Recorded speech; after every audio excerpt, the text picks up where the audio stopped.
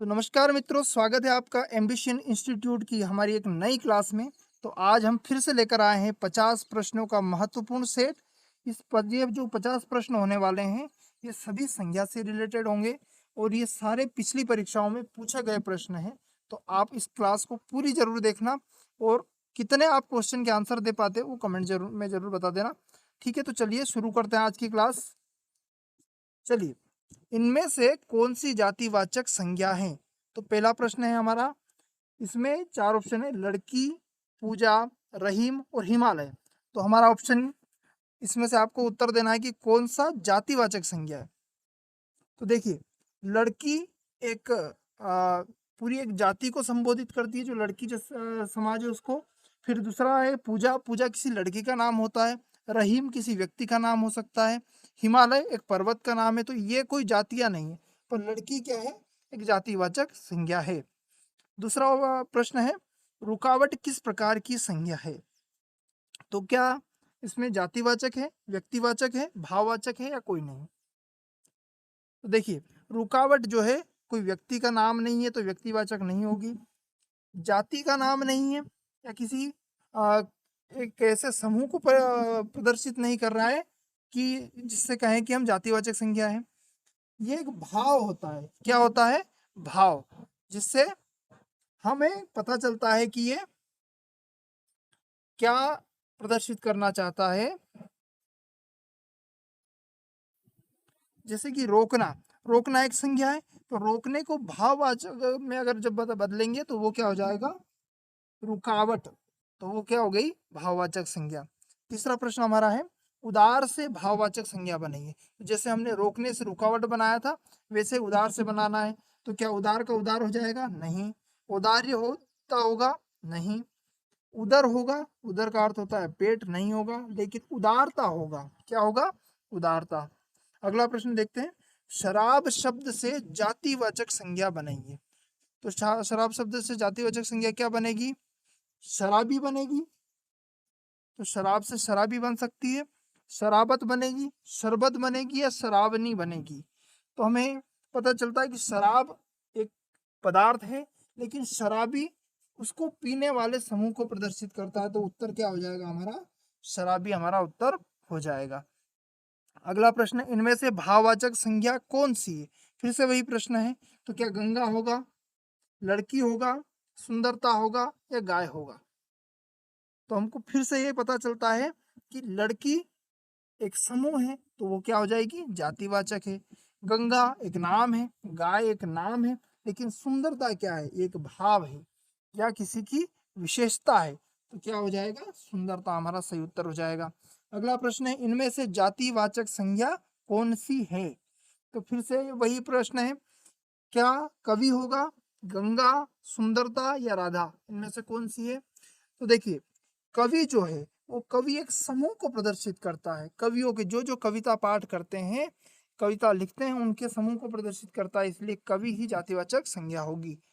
अगला प्रश्न है, इनमें से भाववाचक संज्ञा कौन सी है या कौन सा है? क्या सोहन है, नदिया, हरियाली या लखनऊ? इनमें से कौन सी होगी? तो सोहन हो नहीं सकती। नदिया, नदिया भी नहीं हो सकती। नदिया एक जातिवाचक संज्ञा है। लखनऊ एक शहर का नाम है तो वो भी नहीं हो सकती। हरियाली ये एक भाव है। तो ये क्या हो जाएगा? इसका उत्तर हरियाली। अगला प्रश्न है, इनमें से कौन सा शब्द समूहवाचक संज्ञा के अंतर्गत आता है? क्या विज्ञान है, कक्षा है, लोहर है या चौथा ऑप्शन इसमें दिया नहीं है। तो इसमें से हमारा उत्तर हो जाएगा कक्षा। कक्षा में बहुत से छात्रों का समूह रहता है, तो हमारा उत्तर का क्या हो जाएगा? कक्षा। अगला प्रश्न है, इनमें से द्रव्यवाचक संज्ञा छांटिए। कौन सी? द्रव्यवाचक। तो क्या वीरता है, क्या समाज शास्त्र है, क्या सोना है या गिरोह है?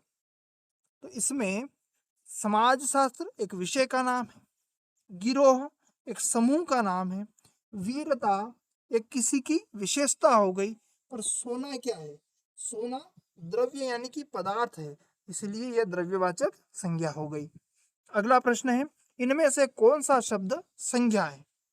क्रुद्ध, क्रोधी, क्रोधित या क्रोध।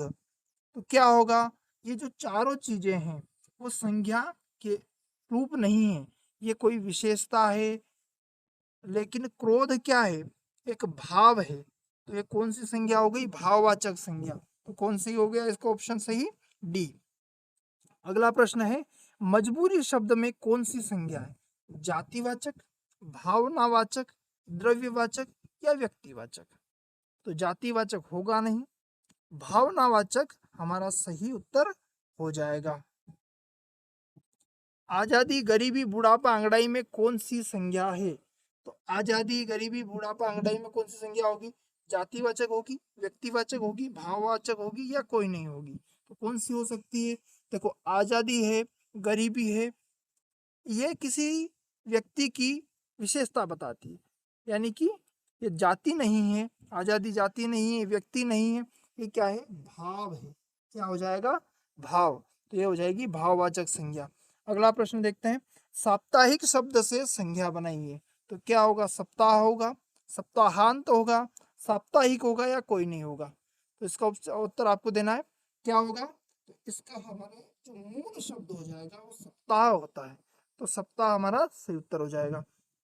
अगला प्रश्न है, जातिवाचक संज्ञा है। तो जातिवाचक संज्ञा कौन सी है, छोटा है, जयपुर है, नदी है या कालिदास है। तो जाति क्या है, तो कालिदास एक नाम है, जयपुर एक नाम है शहर का, नदी बहुत सारी नदियों को एक नदी कहते हैं हम।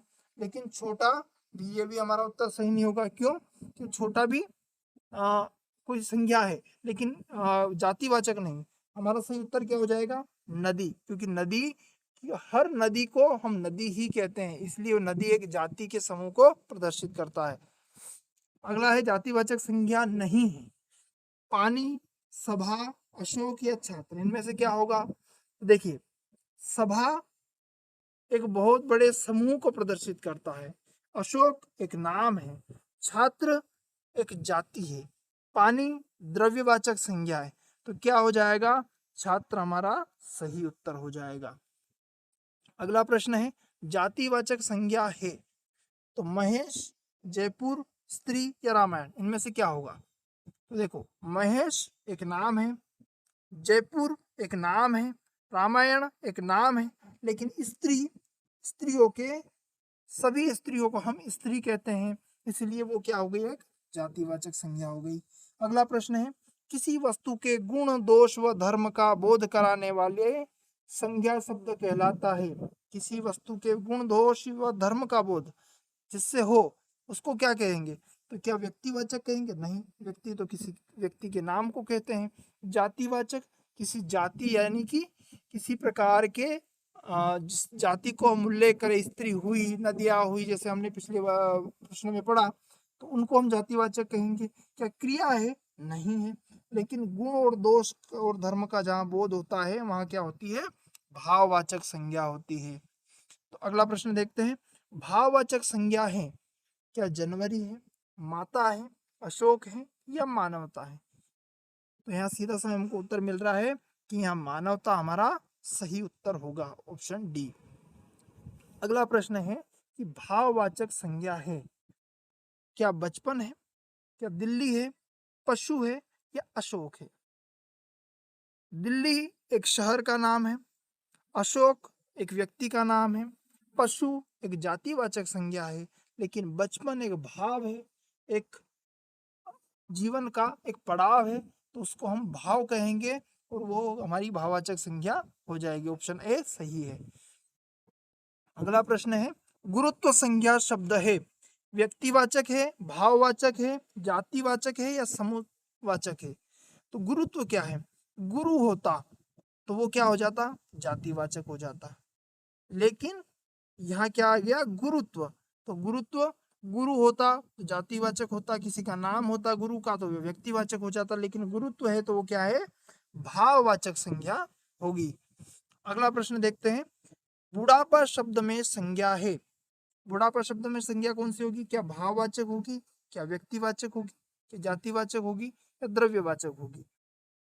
चार ऑप्शन में से सही उत्तर आपको देना है। तो इसमें बुढ़ापा, बूढ़ा अगर होता तो वो जातिवाचक हो जाती, द्रव्यवाचक नहीं है, व्यक्तिवाचक किसी का नाम नहीं है, या तो व्यक्तिवाचक होगी। लेकिन बुढ़ापा क्या है, एक जीवन का पड़ाव है, उसको क्या कहेंगे हम, भाववाचक संज्ञा। अगला शब्द है रामायण शब्द में संज्ञा है। तो रामायण शब्द में कौन सी संज्ञा है, क्या व्यक्तिवाचक है, क्या जातिवाचक है, या क्या भाववाचक है, या कोई नहीं है। तो हमारा उत्तर क्या होगा, तो रामायण एक पुस्तक का नाम है, तो कौन सी संज्ञा हो जाएगी इसमें, रामायण कोई भाव नहीं है, कोई जाति नहीं है कि किताबों के समूह को एक किताब, हर किताब को हम रामायण कहते हैं, नहीं, हम एक ही किताब को रामायण कहते हैं, तो उसको क्या हो जाएगी, व्यक्तिवाचक संज्ञा। ठीक है, अगला प्रश्न देखते हैं, इनमें कौन सा शब्द भाववाचक संज्ञा है। तो क्या पेड़ है, क्या पुस्तक है, क्या पढ़ाई है, क्या रजाई है। इसका उत्तर आपको देना है। देखिए, पेड़ जो है ये व्यक्तिवाचक संज्ञा में आएगा, क्योंकि पेड़ के, या फिर इसको जातिवाचक संज्ञा में भी ले सकते हैं हम। पेड़ जातिवाचक संज्ञा आएगा क्योंकि पेड़, किसी भी पेड़ को हम पेड़ ही कहेंगे। पुस्तक है, किसी भी पुस्तक को हम पुस्तक ही कहेंगे क्योंकि वो भी जातिवाचक संज्ञा है।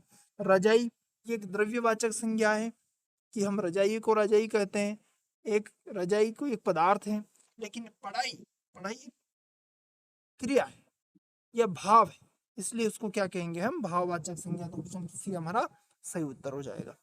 कौन सा शब्द भाववाचक संज्ञा नहीं है, स्नेह, घृणा, नित्य या सत्य। तो भाववाचक संज्ञा कौन सा नहीं है, स्नेह, घृणा, नित्य, सत्य। क्या उत्तर होगा, देखो स्नेह एक भाव है, घृणा एक भाव है, सत्य, सत्य हम जब बोलते हैं तो वो भी क्या है, एक भाव है। पर नित्य क्या भाव है, रोज, डेली। तो नित्य हमारा भाव नहीं है, तो हमारा ऑप्शन क्या हो जाएगा सही, नित्य हमारा ऑप्शन सही हो जाएगा सी। अगला प्रश्न है, कौन सा शब्द जातिवाचक संज्ञा है। कौन सा शब्द जातिवाचक संज्ञा है, हिमालय, गंगा, पवित्रता या नदी। तो हिमालय एक व्यक्तिवाचक संज्ञा है, गंगा व्यक्तिवाचक संज्ञा है, पवित्रता भाववाचक संज्ञा है।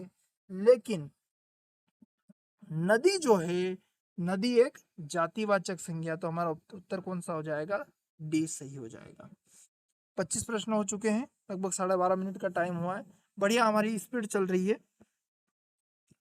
इनमें विशेषण से बनी भाववाचक संज्ञा कौन सी है। तो इनमें विशेषण से बनी भाववाचक संज्ञा कौन सी, मातृत्व, शिशुता, छूटपन या बचपन। तो विशेषता, किसी की विशेषता बताना, या विशेषण, उसका मूल शब्द क्या होगा, विशेषण। तो मातृत्व, माता से मातृत्व बना, तो मातृत्व में क्या विशेषता है, क्या नहीं। शिशु है तो शिशु से शिशुता बना। छूटपन, छोटा है इसलिए छूटपन, बच्चा है इसलिए बचपन। तो इसमें सही उत्तर जो होगा हमारा वह हो जाएगा छूटपन, क्योंकि छोटा एक विशेषता होती है, छोटा होना, इसलिए छूटपन भाववाचक संज्ञा सही हो जाएगी। उड़ना शब्द की भाववाचक संज्ञा है। अब उड़ना शब्द की क्या हो जाएगी, क्या उड़ान होगी, क्या उड़ात होगी, क्या उड़ाई होगी, या उड़पन होगी। तो देखिए, उड़ाई, उड़ात और उड़पन, क्या ये शब्द है, क्या हमने सुने हैं, नहीं सुने। तो हमारा सही उत्तर क्या हो जाएगा, उड़ान। अगला प्रश्न है, कौन सा शब्द विशेष शब्द से नहीं बना है। कौन सा शब्द विशेष शब्द से नहीं बना है। तो सरलता बना है क्या, वीरता, मानवता या सुंदरता। तो सरलता एक विशेषता है, वीरता एक विशेषता है, मानवता, क्या मानवता भी एक विशेषता है, सुंदरता भी एक विशेषता है। लेकिन हमारा उत्तर की विशेष शब्द से नहीं बना है। मानव है तो उसमें मानवता स्वाभाविक सी बात है, पर मानव सुंदर हो, वीर हो, सरल हो, यह आवश्यक नहीं है। तो इसका उत्तर हमारा क्या हो जाएगा, सी सही उत्तर हो जाएगा। अगला प्रश्न है, लड़का शब्द में प्रत्यय जोड़ने पर भाववाचक संज्ञा बनेगी। लड़का में कौन सी बनेगी, क्या लड़कापन बनेगा, लड़ाई बनेगा, लड़कपन बनेगा या लड़की बनेगा। क्या उत्तर होगा, तो इसका सीधा सा उत्तर हमको दिख रहा है कि ये लड़कपन होगा, क्योंकि लड़का है तो उसमें लड़कपन होना स्वाभाविक सी बात है। अगला प्रश्न देखते हैं, भाववाचक संज्ञा से निर्मित विशेषण है जो विशेषता बताता हो। क्या चलता, प्यारा, रंगीन, ऊंचा। चलता, प्यारा, रंगीन, ऊंचा कौन सा होगा? तो भाव भी होना चाहिए और विशेषण भी होना चाहिए।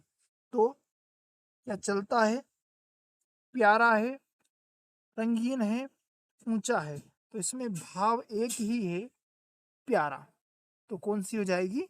ऑप्शन बी हमारा सही हो जाएगा। किस वाक्य में स्थानवाचक क्रिया विशेषण है? आप यहाँ बैठिए, वह धीरे धीरे चलता है, मोहन जयपुर से आया, गुरुजी बहुत बोलते हैं। क्या होगा उत्तर? तो आप यहाँ बैठिए स्थानवाचक नहीं है, क्योंकि स्थान का उल्लेख नहीं है। वह धीरे धीरे चलता है, इसमें भी स्थान का उल्लेख नहीं है। गुरुजी बहुत बोलते हैं, इसमें भी स्थान का उल्लेख नहीं है। लेकिन मोहन जयपुर से आया, यहाँ आया एक क्रिया है और मोहन जयपुर से आया यहाँ स्थानवाचक है। तो दोनों यहाँ चीजें सही हो रही है, तो ऑप्शन सी हमारा सही हो जाएगा। अगला प्रश्न है, मिठास शब्द है व्यक्तिवाचक है, जातिवाचक है, भाववाचक है या समूहवाचक है? तो मिठास क्या है? मीठा लगना, एक तो भाव है, तो ये क्या उत्तर हो जाएगा हमारा? भाववाचक संज्ञा। अगला प्रश्न है, इन शब्दों में भाववाचक संज्ञा शब्द कौन सा है? तो भाववाचक संज्ञा शब्द कौन सा हो जाएगा? क्या मित्रता है, क्या पंडित है, क्या इच्छा है, क्या चलना है? तो क्या पंडित होगा? नहीं। क्या चलना होगा? चलना भी एक क्रिया है। क्या इच्छा होगा? क्या मित्रता होगा? तो मित्र है तो मित्रता। तो भाव कौन सा हो जाएगा? मित्रता। क्या हो जाएगा भाववाचक संज्ञा? मित्रता। अगला ऑप्शन है, भारतीय सेना बहुत शक्तिशाली है, वाक्य में सेना संज्ञा है, कौन सी है? क्या जातिवाचक है, क्या समुदायवाचक है, भाववाचक है या व्यक्तिवाचक है? तो भारतीय सेना में सेना क्या है? एक जातिवाचक संज्ञा है। भारतीय सेना में हमारे 3 सेना आती है। या फिर समुदायवाचक है, क्या एक समुदाय का प्रतिनिधित्व कर रही है, क्या भाव है? तो हम इसका सही उत्तर जो होगा वो हो जाएगा समुदायवाचक। भारतीय सेना में लाखों सैनिक है, इसलिए समूहवाचक या समुदायवाचक संज्ञा हो जाएगी। अगला है, इसमें कौन सा शब्द विशेषण नहीं है? कौन सा शब्द विशेषण नहीं है? भीतर, गुरुतर, विश्वस्त या विगत। तो किसी की विशेषता बताए तो वह विशेषण होता है। तो भीतर यानी कि अंदर, गुरुतर यानी कि बड़ा, विगत यानी कि बीता हुआ, और विश्वस्त विश्वास करने योग्य। तो जिस पे विश्वास किया जाए वो विश्वास करने योग्य होता है। तो सही उत्तर क्या हो जाएगा? विश्वस्त, जिस पर विश्वास किया जा सकता है। अगला है, जिन शब्दों में प्रयोग के अनुसार कोई परिवर्तन नहीं होता उन्हें कहा जाता है पद, विकारी शब्द, अविकारी या पदबंध। तो जिन शब्दों में प्रयोग के अनुसार कोई परिवर्तन नहीं हो वो शब्द कहलाते हैं अविकारी शब्द। क्या कहलाते हैं? अविकारी, जिनमें कोई परिवर्तन नहीं होता।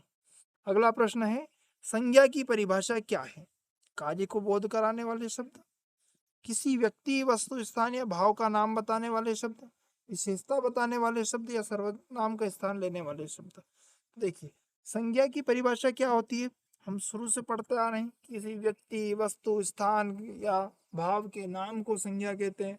तो सीधा सा हमारा उत्तर यहाँ मिल जाता है कि उत्तर भी हमारा सही होगा।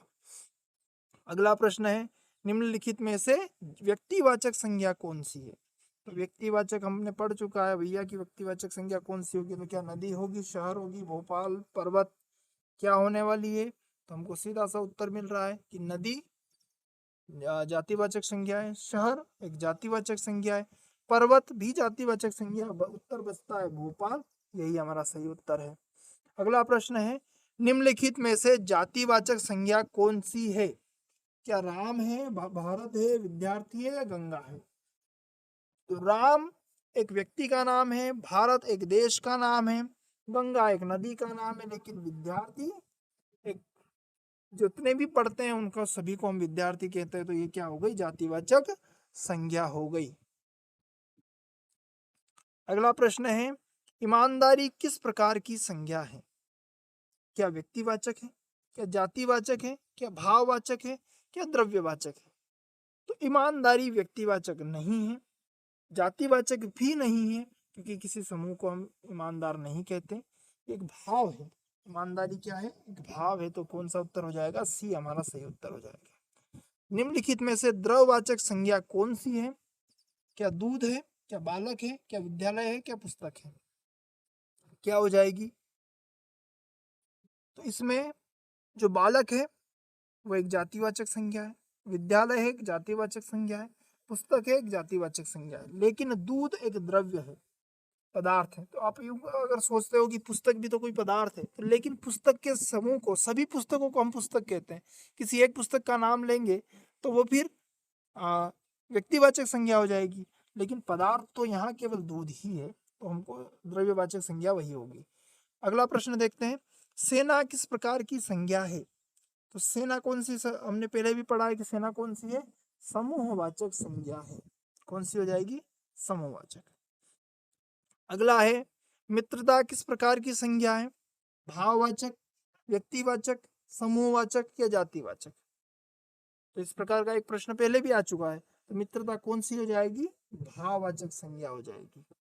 अगला प्रश्न है, निम्नलिखित में से समूहवाचक संज्ञा कौन सी है?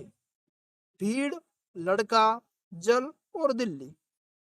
तो इसमें समूह का नाम लेते ही सीधा सा हमको दिख रहा है कि क्या उत्तर होने वाला है, भीड़। जहाँ भीड़ होती है वहां समूह होगा, और भीड़ में बहुत सारे लोग रहते हैं।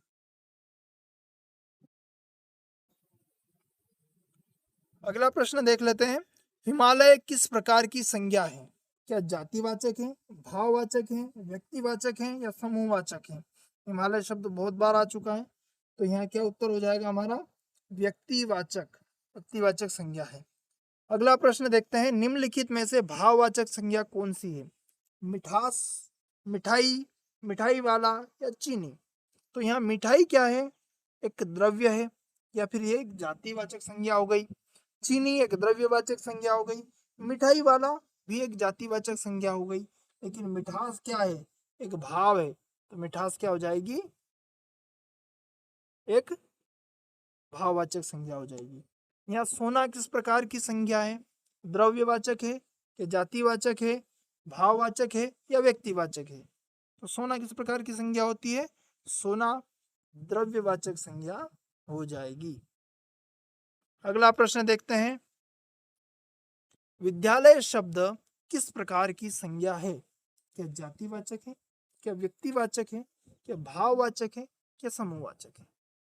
तो विद्यालय कौन सी हो जाएगी, भाववाचक हो नहीं सकती, समूहवाचक भी नहीं हो सकती, क्योंकि विद्यालय बच्चों का समूह जो होता, लेकिन वो कक्षा होती है।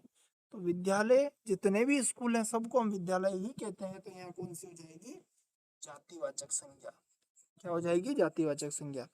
अगला प्रश्न है, निम्नलिखित में से व्यक्तिवाचक संज्ञा कौन सी है? तो यहाँ पर्वत होगा, नदी होगा, गंगा होगा या पेड़ होगा?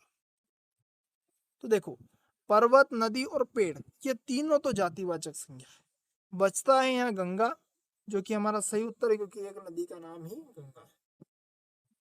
अगला और अंतिम प्रश्न हमारा, संज्ञा के प्रमुख कितने भेद माने जाते हैं?